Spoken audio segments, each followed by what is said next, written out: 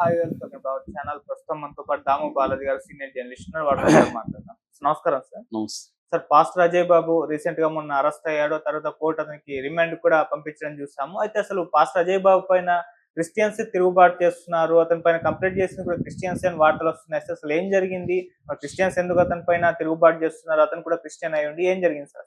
ఈ మధ్య కాలంలో కొంతమంది పాస్టర్లు చాలా రెచ్చిపోతూ మాట్లాడడం, వాళ్ళ స్వప్రయోజనాల కోసం జరుగుతుంది. దీనివల్ల క్రిస్టియానిటీ మొత్తంగా కూడా ఇబ్బందుల్లో పడుతుంది. ఎందుకంటే ఈ దేశంలో మైనారిటీలు, Christians and Muslims, majority Hindu మతం ఇవాళ కండిషన్లు ఎలా ఉన్నాయంటే బీజేపీ వచ్చిన తర్వాత చాలా అగ్రెసివ్గా ఉన్నారు. అంతకుముందు రాముడు, ఆంజనేయులు వీళ్ళంతా సాత్వికంగా ఫోటోలు ఉంటే ఇవాళ రౌద్రంగా వాటిని మార్చేశారు.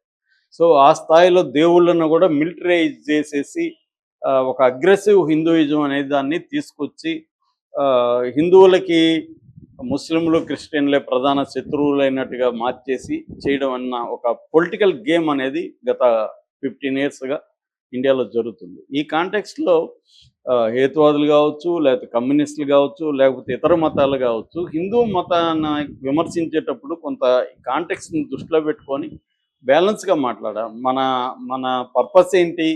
మనం అమాయక హిందువుల్ని ఈ ట్రాప్లో పడకుండా కాపాడడం, వాళ్ళకి రియల్ సమస్యలైన గుడ్డ లేకపోతే లైవ్లీహుడ్ నీడ్స్ వీటి మీద ఫోకస్ చేయాలి అన్నదాన్ని, యాస్పిరేషనల్ యూత్ని అడ్రస్ చేయడం, అంటే రియల్ సమస్యలు, ప్రజలకు ఉన్న రియల్ సమస్యల మీద పోరాటం ద్వారా వాళ్ళ మనసుల్ని చూరగొనాలి తప్ప వాళ్ళని హేళన చేయడం, వాళ్ళని దేవుళ్ళని ఇచ్చేయడం ద్వారా మరింత దూరం చేసుకుంది. ఇది కమ్యూనిస్టులు కానీ హేతువాదులు కానీ చేస్తున్న తప్పులు.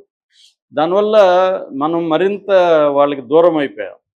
దాన్ని క్యాప్చర్ చేసుకుని ఆర్ఎస్ఎస్ కానీ ఇతర హిందూ మతతత్వ సంస్థలు దాన్ని క్యాప్చర్ చేసుకుని, ఈ నేపథ్యంలో ఏం జరుగుతుందంటే గత కొంతకాలంగా ఇక్కడ మన కాంటెక్స్ట్ చూసుకున్నప్పుడు ఈ పాస్టర్లు అనేవాళ్ళు ఇవన్నీ పక్కన పెట్టేసి వీళ్ళు తమకు అనుకూలంగా తాము పాపులర్ ఓవర్ నైట్లు అవ్వాలి కాబట్టి ఒక వీడియో చేస్తే పాపులర్ అయిపోవచ్చు. హిందువుల్నిగా ఒక వీడియోలో తిడితే నిన్ను తిడుతూ ఒక 100 మంది హిందూ బ్యాచ్ వీడియోలు చేస్తారు, దాంతో నువ్వు పాపులర్ అయిపోవచ్చు. ఈ యాంగిల్లో వీళ్ళు చేయడం మొదలుపెట్టారు. దీనివల్ల ఏమైంది, ఇది క్రిస్టియన్స్కి అందరికి కూడా ఇబ్బందిగా మారిపోయింది. వాళ్ళ క్రిస్టియన్స్లో మెజారిటీ, వాళ్ళ క్రిస్టియన్ అయినా ఏ మతంలో అయినా మెజారిటీ ఏం చేస్తారు, వాళ్ళ నిత్య జీవితంలో వాళ్ళు పోరాడుకుంటూ వాళ్ళ జీవితాల మీద వాళ్ళు ఫోకస్ చేసుకుంటూ వెళ్తారు. మెజారిటీ ఎవరు కూడా ఇంకొక మతస్థుల్ని చంపాలనో నరకాలనో ఎవరు అనుకోరు. కానీ ఈ రాజకీయంగా మాత్రమే ఇవన్నీ చేస్తున్నారు. ఈ నేపథ్యంలో ఇక్కడ ఏమైందంటే ఇటువైపు కూడా పాస్టర్లు ఇవన్నీ పక్కన పెట్టేసి వీళ్ళు ఇంకా రెచ్చిపోయి హిందూ దేవుళ్ళని అవమానకరంగా మాట్లాడడం, కించపరుస్తా మాట్లాడడం, ఇవన్నీ మొదలు పెట్టేశారు. ఇది సెన్సేషనలిజానికి దారి తీస్తుంది అన్నమాట. అలాంటి వాళ్ళలో అజయ్ బాబు కూడా ఒకడు. అజయ్ బాబు మన ఛానల్లో కూడా చాలాసార్లు మాట్లాడాడు. సో అతను ఏంటంటే అన్ఫిల్టర్డ్ లాంగ్వేజ్ వాడడం, దేవుళ్ళని, హిందూ దేవుళ్ళని, ముఖ్యంగా రాముడు ఇలాంటి వాళ్ళని గురించి బ్యాడ్గా కామెంట్లు చేయడం, ఇది జరుగుతుంది.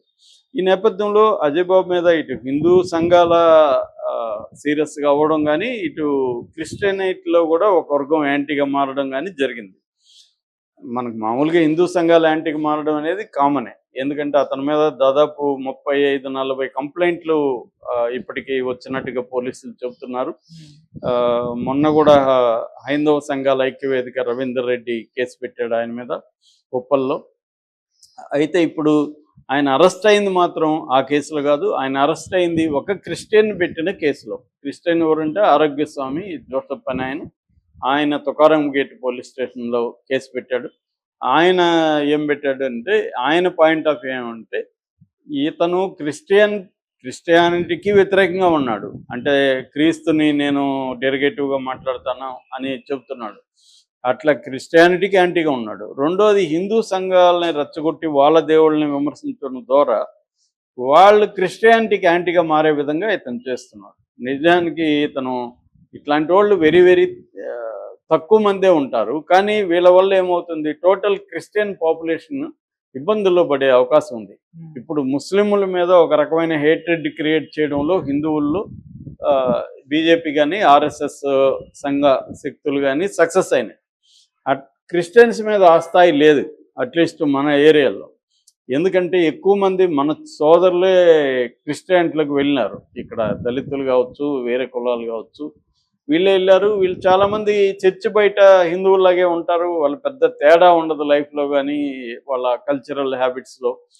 కాబట్టి వాళ్ళ మీద అంత ఇది లేదు. రెండోది వాళ్ళ ఓట్లు కూడా జనాలకు కావాలి కాబట్టి ఎక్కువ మంది దళిత్స్ క్రిస్టియానిటీలో ఉంటారు కాబట్టి క్రిస్టియన్ మీద అటాక్ చేయడం అంటే దళిత్ మీద చేయడం కాబట్టి దళితులందరూ యాంటీగా మారే అవకాశం ఉంది కాబట్టి పొలిటికల్ పార్టీలు కూడా సంయమనం పాటిస్తుంటాయి. ఓకే. సో ఈ యాంగిల్లో ఉన్నప్పుడు కొంతమంది పాస్టర్లు విపరీతంగా రెచ్చగొట్టడం ద్వారా యాంటీ అయిపోతున్నారు. అందుకని ఇప్పుడు పాస్టర్ ప్రవీణ్ ఒకవేళ హత్య అనుకుంటే ఎవరు చేస్తుంటారు అనే దానికి కూడా హర్ష కుమార్ లాంటి వాళ్ళు ఏం చెప్తున్నారు, 3 రకాల వాళ్ళు చేసే అవకాశం ఉందని చెప్తున్నారు. ఒకటి హిందుత్వ బ్యాచ్, 2 ముస్లింలను కూడా అతను అటాక్ చేశాడు కాబట్టి ముస్లింలు కూడా చాలా మంది అతనికి యాంటీగా ఉన్నారు. వాళ్ళల్లో కూడా మతతత్వం అనేది హిందువుల్లోనే ఉండదు, ముస్లింల్లో ఉంటుంది, క్రిస్టియన్లో కూడా మతతత్వం అనేది ఉంటుంది. సో అలాగే వాళ్ళు చేసి ఉండొచ్చు. మూడవ వర్గం క్రిస్టియన్స్లోనే ఒక వర్గం కూడా ప్రవీణ్ని హత్య చేసే అవకాశం ఉందని కూడా ఆయన చెప్తున్నాడు. ఎందుకు ఆ స్థాయిలో వీళ్ళు వెళ్తున్నారు అనేది ప్రశ్నించుకోవాల్సిన అవసరం. ఇప్పుడు అజయ్ బాబు విషయంలో కూడా ఇదే జరిగింది. అజయ్ బాబు మీద ఆరోగ్య స్వామి పెట్టిన కేసులో అతను అరెస్ట్ చేసి కోర్టుకు పెట్టారు. కోర్టు 14 days రిమాండ్కి ఇచ్చింది. నిజానికి అతను ఆ రోజు అరెస్ట్ చేయకపోయింటే హిందూ సంఘాలే శ్రీరామనవమి సందర్భంగా అతని మీద దాడి చేసే అవకాశం ఉందని కూడా పోలీసులు భావించారు. అందుకనే ఆ రోజు అరెస్ట్ చేయడానికి కారణం కూడా అది. ఇతను అరెస్ట్ చేసి జైల్లో పెట్టకపోతే రేపొద్దున ఇబ్బంది అని. జైళ్ళల్లో కూడా ఇట్లాంటి వాళ్ళని కాపాడుకోవడం గార్డులకు కొద్ది కష్టం. జైల్లో కూడా హిందుత్వ బ్యాచ్ ఎక్కువ ఉంటారు. అందుకని ఇలాంటి వాళ్ళని సపరేట్గా జైల్లో సెల్లో పెట్టడం, సేఫ్గా ఉన్న సెల్లో పెట్టడం, మిగతా వాళ్ళని బయటికి తీసినప్పుడు వీళ్ళని బయటికి తీయకుండా మిగతా వాళ్ళు లోపల ఉన్నప్పుడు మాత్రం బయటికి తీయడం, ఇలాంటివి జైల్లో కూడా చేయాల్సి వస్తుంది. అది కూడా తలనొప్పి, అక్కడ కూడా రిస్క్. ఎందుకు వీళ్ళు ఒక రకమైన మూర్ఖత్వం ఒకటి ఉంటుంది. రెండోది మతం కూడా వ్యాపారంగా మారిపోయింది. మతాన్ని ఉపయోగించుకొని కూడా డబ్బులు సంపాదించడం, వ్యాపారం చేయడం, పాపులారిటీని పెంచుకోవడం, ఇవన్నీ కూడా ఇవాళ పెద్ద ఎత్తున జరుగుతున్నాయి. నిజంగా ఒక మతాన్ని గురించి గట్టిగా మాట్లాడే వాళ్ళందరూ ఆ మతం మీద ప్రేమ ఉందని అనుకోవట్లేదు. మరి ఆ మతం మీద ప్రేమ ఉంటే ఆ మతంలో ఉండే పేదలకు వీళ్ళు ఏమైనా హెల్ప్ చేయాలి కదా, అదేమి చేయరు వీళ్ళు. ఇదేంటంటే వీళ్ళు పాపులారిటీ దీన్ని ఉపయోగించుకుని డబ్బులు ఎలా సంపాదించాలన్న యాంగిల్లోకి వెళ్ళిపోయింది. ఈ యూట్యూబ్ ఛానళ్ళు, వెబ్సైట్లు వచ్చినాక ఇది ఇంకా ఎక్కువ పెరిగిపోయింది. ఎందుకంటే ఓవర్ నైట్లో పాపులర్ అయిపోవచ్చు. 4 వీడియోలు గట్టిగా వాగి తిట్టి చేస్తే పాపులారిటీ వచ్చేస్తుంది ఆల్మోస్ట్. రెండోది వీళ్ళు ఏ ఛానల్కి వెళ్ళి నేను తిడతానన్నా రెడ్ కార్పెట్ పరిచి మరి ఆహ్వానిస్తారు. ఎందుకంటే తిట్టేవాళ్ళు కావాలి ఛానల్కి, వ్యూస్ వస్తాయి కాబట్టి. అలాగా ఇప్పుడు ఇతని మీద క్రిస్టియన్లోనే ఒక వర్గం తిరుగుబడుతున్నట్టుగా మనకు అర్థమవుతుంది. ఆరోగ్య స్వామి కూడా అదే చెప్తున్నారు. మా క్రిస్టియన్లు చాలామంది అజయ్ బాబుకి యాంటీగా తయారయ్యారు. అతన్ని వీళ్ళే కొడతారు, హిందువులు కొట్టాల్సిన పని లేదు, క్రిస్టియన్లే కొడతారు అనేది కూడా అంటున్నారు. ఇది వాస్తవం కూడా. ఎందుకంటే వీళ్ళ వల్ల టోటల్ క్రిస్టియన్స్ సమాజమే ఇబ్బందులు పడే అవకాశం ఉంది. ఈ అజయ్ బాబు లాంటి వాళ్ళల్లో వీళ్ళ మతాన్ని గురించి చెప్పచ్చు, కానీ హిందూ మతాన్ని కించపరచడం, హిందూ దేవుళ్ళని కించపరచడం, లేకపోతే ముస్లిం ప్రవక్తని అల్లాని కించపరచడం, ఇవి చేయకూడదు. ప్రతి మతంలోనూ దానికి సంబంధించిన ప్రాబ్లమ్స్ ఉంటాయి.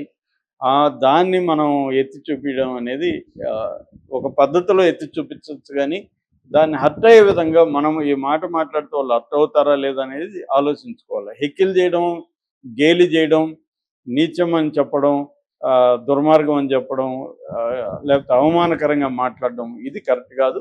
అజయ్ బాబు పని చేశాడు.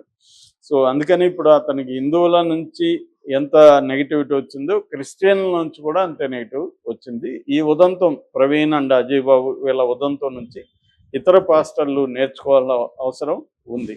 Okay sir, thank you so much sir.